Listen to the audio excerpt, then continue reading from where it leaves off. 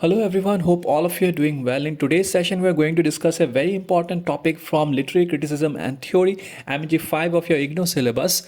This particular video is a follow-up of the previous video in which we have done the Rasa theory. So in case if you have not watched our previous video, do watch it so that you can understand the chronology of all these theories in a proper way. Now, this particular session we are going to discuss about the Dhvani theory, which is very important for your upcoming term and examination for short note purposes. So do watch the video till the end and of course do make notes. Now, before we get started, a humble request to all the viewers and the subscribers of our channel that if you have a knack for listening to beautiful stories and take some moral values out of it, so do consider subscribing to our different channel. I have provided the link in the description, so do go ahead and listen to the first story that we have posted and do subscribe the channel as well. So Dhvani theory is actually a part of Indian aesthetics, and I have discussed in brief what does Indian aesthetic means. I will not go again into that part. So first of all, we'll talk about the origin of this particular theory. This particular theory was first introduced by Anandvardhana, and he was a 9th century thinker. And this particular theory is stated in his text Dhvanya Loka. Now this two important information has to be written in your short note in the initial part of your answer, because we start with the origin of the particular theory. Now when we say Dhvani theory, it generally means the sound or tone. However, in this particular topic, that is Indian aesthetics, it goes beyond that. Now in the very first verse of Dhvanya Loka, it is mentioned that Dhvani or suggestion is the soul of poetry. Now as I've said that Dhvani in itself, the literal meaning might be sound or tone, but in Indian aesthetics, it means suggestion. Now when I say something to you, it might have a direct meaning or an indirect meaning or a particular meaning which is hidden under the text which I have used. Now in this case, in case of Indian aesthetics, Dhvani means suggestion, and in the Dhvanya Loka it is mentioned that it is considered to be the soul of poetry. He believed that Dhvani suggests verbal meaning, hidden meaning and deeper aspects of poetry. Now you can understand how important Dhvani is for Indian aesthetics. Now from the discussion we just had, we can summarize that Dhvani theory is a theory of meaning and symbolism, which leads to the poetry of suggestion. Now which is the most important aspect of poetry if you ask me. Why? Because when we read poetry, we expect to understand or to relate some hidden aspects with some hidden aspects and some hidden symbols. Okay, only then a poetry is called to be effective if it touches you aesthetically. Alright, so Dhvani is the most important part of poetry.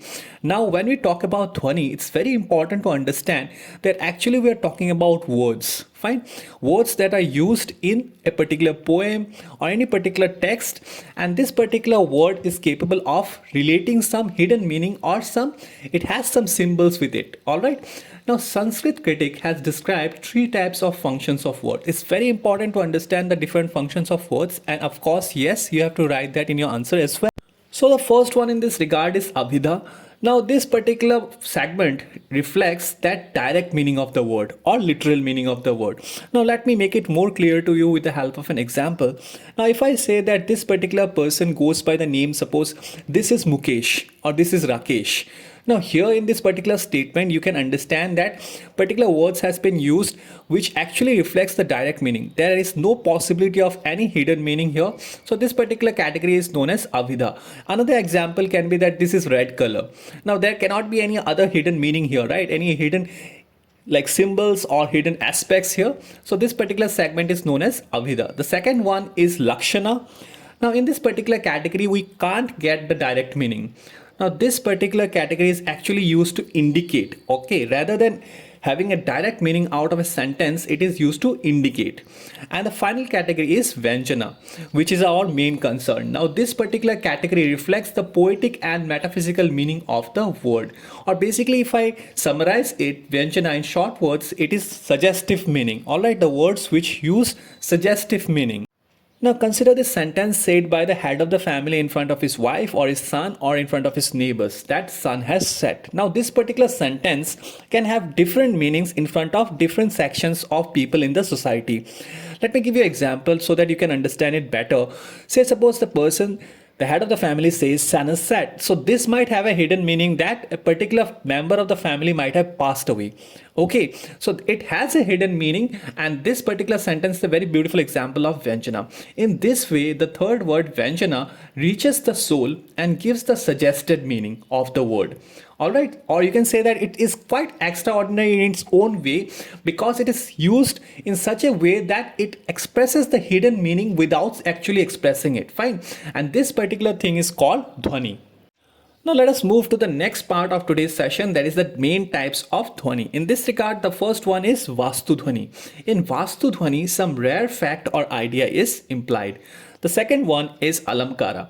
Now we'll talk about the Alamkara theory in details in the coming session, but we have to understand that this particular word alamkara is also a type of dhvani. Now some alamkara or figure of speech is suggested. Now we'll talk about in details in the coming session, and the final one is rasa dhvani. Now those of you who have attended my previous session or watched my previous video, they already know what is rasa, right? Now in this particular category of dhvani, it is said that using dhvani rasa is evoked, okay?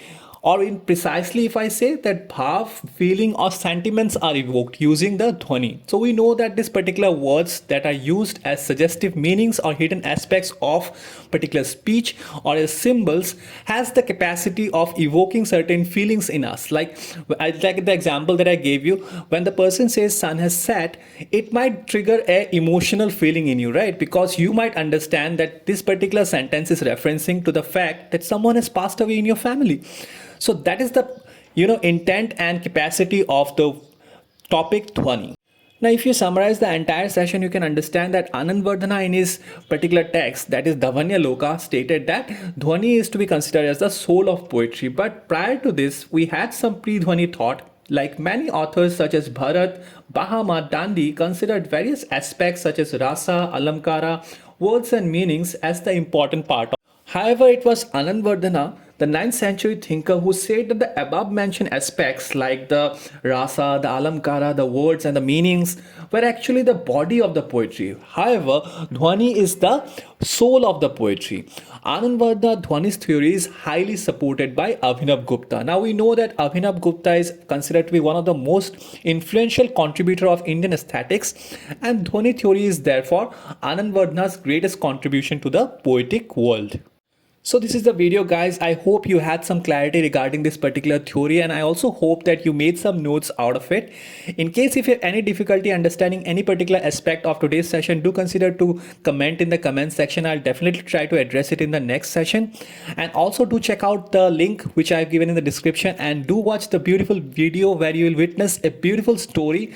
And yes, do let me know how you found it, and if you like it, then do subscribe the channel as well. Till we meet next time, God bless you and thank you all.